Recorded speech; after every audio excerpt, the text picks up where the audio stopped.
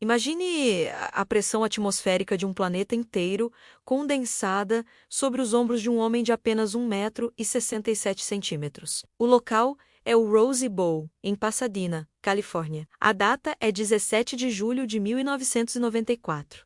O Brasil, uma nação que respira futebol, está em apneia há 24 anos, sufocada pelo jejum de títulos mundiais. A bola está na marca da cal para a disputa de pênaltis contra a Itália. Quando aquele baixinho caminha em direção à bola, com um andar quase arrogante, mastigando chiclete como se estivesse em uma pelada de praia no Rio de Janeiro, o tempo parou. Ele não olhou para o goleiro Pagliuca. Ele olhou para a história. A bola tocou a trave e entrou, com um suspiro de alívio que ecoou do Amazonas ao Rio Grande do Sul. Ali, naquele instante de frieza cirúrgica, Romário de Souza Faria não apenas garantia um passo para o tetra, ele cimentava sua posição no panteão dos imortais. Mas como foi criado esse predador da grande área? Como um garoto nascido na favela do Jacarezinho, que odiava treinar e desafiava todas as convenções da disciplina atlética, se tornou o gênio da grande área? A resposta não está apenas nos gramados europeus ou nos estádios lotados, mas na poeira da Vila da Penha e na obstinação de um pai que viu um rei onde o mundo via apenas uma criança pequena. Hoje, vamos mergulhar profundamente em um pouco da história de Romário, dissecando a anatomia de um artilheiro que transformou o bico da chuteira em um pincel de arte renascentista. Para entender a criação da entidade Romário, precisamos voltar ao início, aos precursores de sua mentalidade inabalável. Nascido em 1966, filho de Edevair e Lita, Romário cresceu sob a profecia do próprio pai. Seu Edevair não era apenas um pai. Ele era o primeiro fã, o primeiro técnico e o primeiro visionário. Ele fundou o Estrelinha, um time de várzea na Vila da Penha, exclusivamente para que seu filho pudesse brilhar. Enquanto outros garotos jogavam por diversão, Romário jogava por uma missão incutida em seu DNA: fazer gols.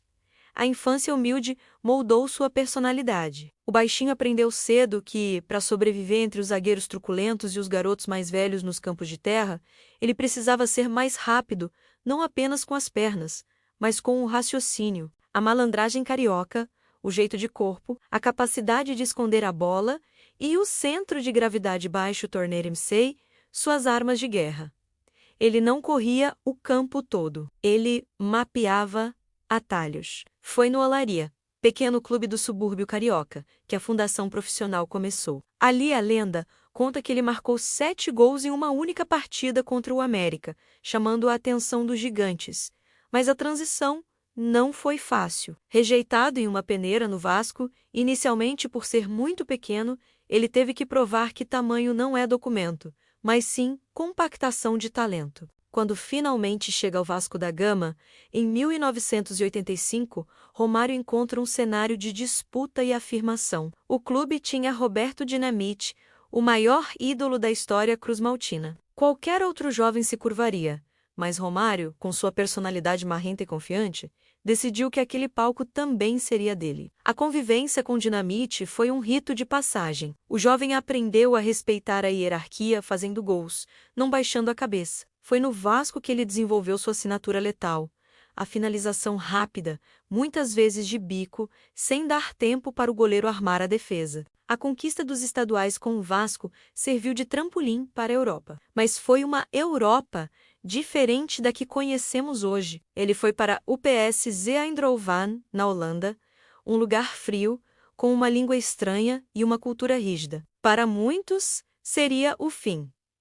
Para Romário, foi a construção do Rei de Eindhoven. Durante 5 temporadas, ele ensinou aos holandeses que o futebol poderia ser samba. Ele não treinava como os outros, dormia tarde, mas quando o juiz apitava, a bola parecia procurar seus pés.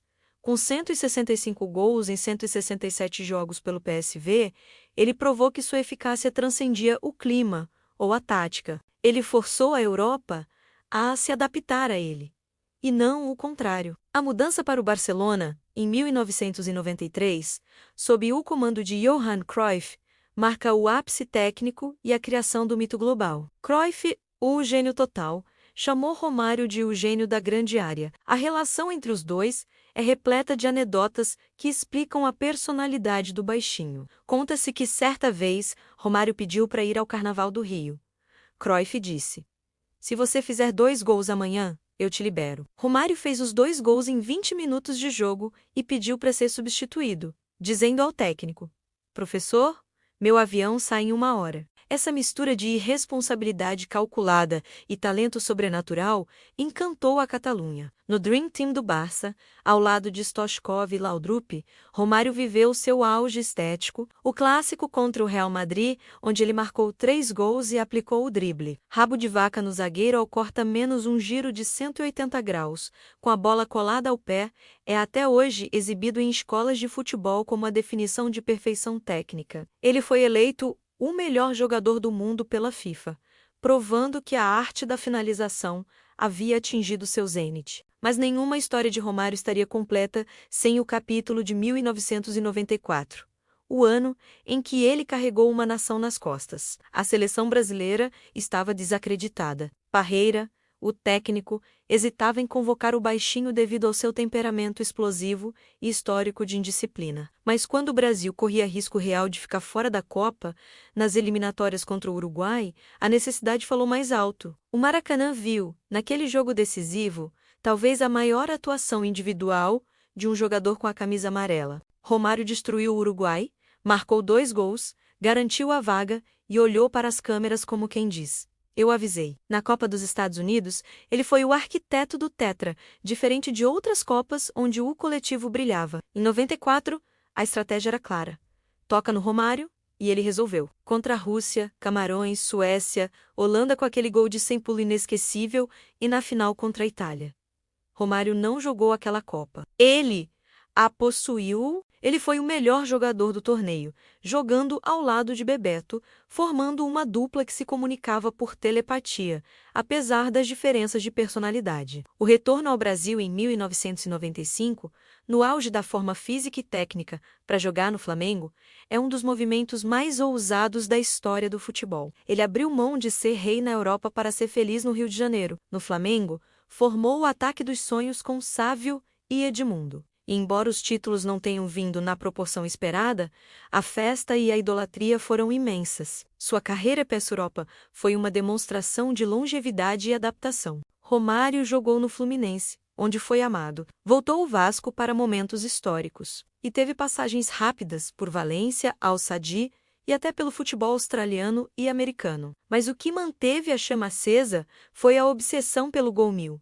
Essa busca tornou-se uma novela nacional. O projeto 1000 gols foi ridicularizado por alguns críticos que questionavam a contagem, incluindo gols na base e amistosos. Mas para Romário e seus fiéis, era uma questão de honra matemática. A contagem regressiva parou o Brasil. E em 20 de maio de 2007, em São Januário, vestindo a camisa do Vasco, ele marcou, de pênalti, o 1000º gol. O jogo parou, a mãe Dona Lita entrou em campo. E as lágrimas do baixinho lavaram a alma de quem entende que aquele número era a coroação de uma vida dedicada a colocar a bola na rede. Curiosidades sobre a vida de Romário são tão vastas quanto o seu talento. Ele é um dos poucos jogadores a ter sido artilheiro do Campeonato Brasileiro aos 39 anos de idade, em 2005, desafiando a biologia e provando que a inteligência vence o físico. Ele detém recordes impressionantes de artilharia em quase todos os clubes por onde passou com consistência. Ao todo, pelas contas dele e respeitadas por muitos historiadores, pela relevância dos jogos, foram 1002 gols. Pelas contas oficiais de jogos competitivos,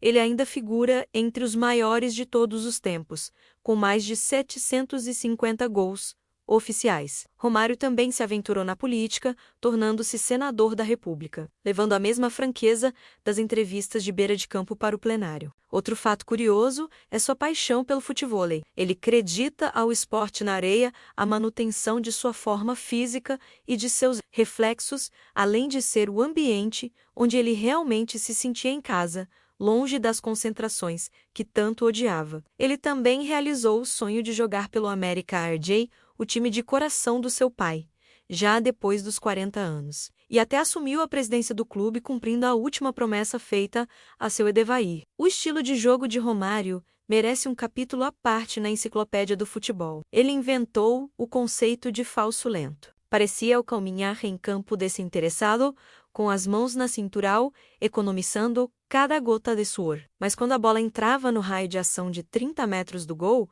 ele explodia. Sua aceleração em curto espaço era inigualável. O biquinho, o chute de ponta de pé, que muitos treinadores da base condenam como tecnicamente errado, Romário transformou em arma letal. Ele percebeu que o bico da chuteira fazia a bola viajar mais rápido e sem preparação de alavanca, surpreendendo goleiros que esperavam o chute de peito de pé ou de chapa. A frieza era outra marca. Ele nunca chutava com força se o jeito fosse suficiente. Ele passava a bola para a rede, muitas vezes humilhando goleiros com toques sutis ou rolinhos, a bola passando por baixo das pernas. Romário não fazia gols feios. Mesmo os mais simples tinham a assinatura da genialidade de posicionamento. Concluindo essa jornada por um pouco da história de Romário, percebemos que ele foi criado por uma tempestade perfeita, a necessidade de superar a estatura, o talento bruto lapidado na várzea, a confiança inabalável incutida pelo pai e a malandragem carioca elevada à potência máxima. Romário é a prova de que o futebol não é apenas atletismo, é xadrez, é psicologia e é arte. Ele foi o último dos românticos da grande área, o jogador que não precisava correr 12 km por jogo para ser o melhor, porque ele sabia exatamente onde estar. Ele desafiou técnicos, diretorias, a imprensa e as estatísticas, e venceu todos eles. Sua magnitude reside no fato de que ele foi autêntico do primeiro ao último gol. Ele nunca tentou ser o atleta modelo. Ele foi o Romário. E isso foi mais do que suficiente para conquistar o mundo. Se você sente saudade desse futebol arte, irreverente e decisivo, continue acompanhando o canal Como Foi Criado, onde desvendamos a origem dos deuses do estádio. A história de Romário é um lembrete de que, dentro da grande área, tamanho não é documento, e a genialidade não pede licença. Ela se impõe. Até a próxima lenda.